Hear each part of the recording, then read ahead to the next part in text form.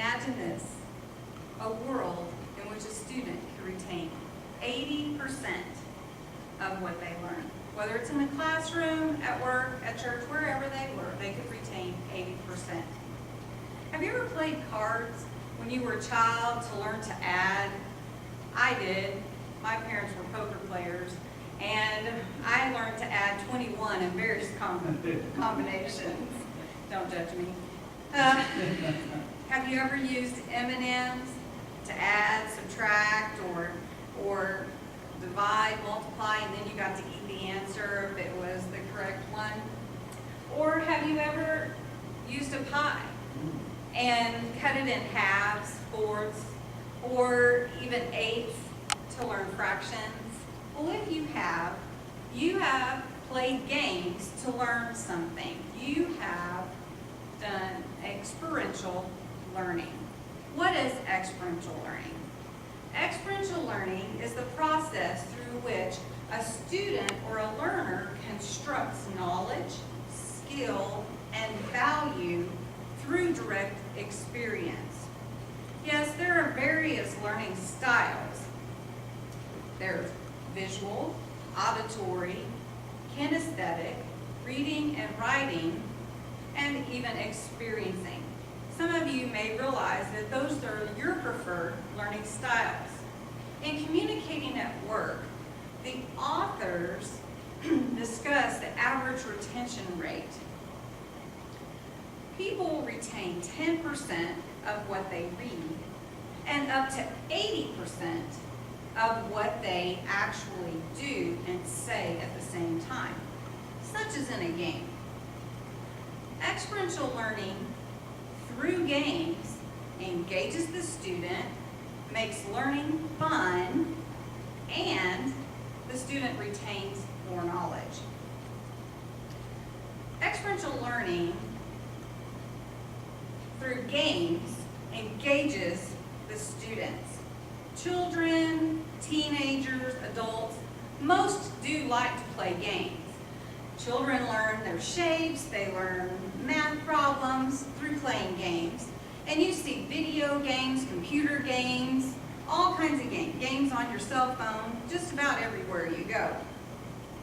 According to Oblinger, games are a $7 billion industry, and 65% of college students play games, at least occasionally. I think that number's even higher. This was written in 2004. Today, with the popularity of smartphones, cell phones, tablets, and laptops, you see people often playing games, even in the doctor's office, standing in line at Walmart, or wherever you might be. But games do more than that. They encourage teamwork, collaboration, and competitiveness. Games create a relaxed atmosphere. According to Hyan and Nega, students collaborated in group activities, even the quiet ones.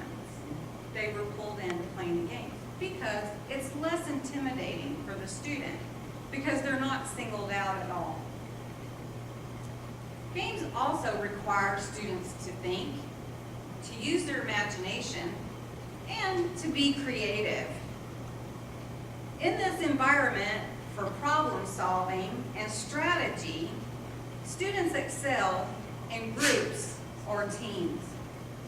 Experiential learning through games engages the student, makes learning fun, and the students retain more information. With students engaged in a game, they have fun learning. Games make learning fun. They're enjoyable. They're an effective learning method. There's enthusiasm, smiles, laughter. It's more than just teaching. It's learning and having fun at the same time. Hyan and Nega also said that students are enthusiastic when learning. Learning takes place without the person sometimes even knowing it. Games also offer immediate gratification and reward. Winning is a huge incentive for playing a game. And even though we don't have time to play one, here's your reward for being in my audience today. Winning and playing games promotes satisfaction, and it pushes the student onward. Oblinger says that there are different game players just like there are different learning styles. Fun seekers, they look for those immediate gratifications. I can imagine that if I asked a student, would you rather play a game or would you rather go to a lecture? I think they would choose the game. Experiential learning through games engages the student, makes learning fun, and the students retain more knowledge. Games help students retain more knowledge. People often remember 80% of the information presented when they experience an activity, such as in a game. The authors of Communicating at Work published that to average attention rates, 10% of what they read, 20% of what they hear, 30% of what they see, 50% of what they see and hear, 70% of what you say and write, and 80% of what you say when you're doing an activity. Games combine all the senses in an activity and stimulate the learning process. Games also motivate the student to learn more, and they can take that knowledge and it makes them competent. Competence is the goal of learning. It's being able to apply factual knowledge into a context of working situation. So when people are experiencing fun, they want to do it again and again. So that pushes them onward to learn. Experiential learning through games engages the student, makes learning fun, and it helps the student retain more knowledge. At the beginning of my speech, I asked you to imagine a world in which a person could retain 80% information of what they attempt to learn.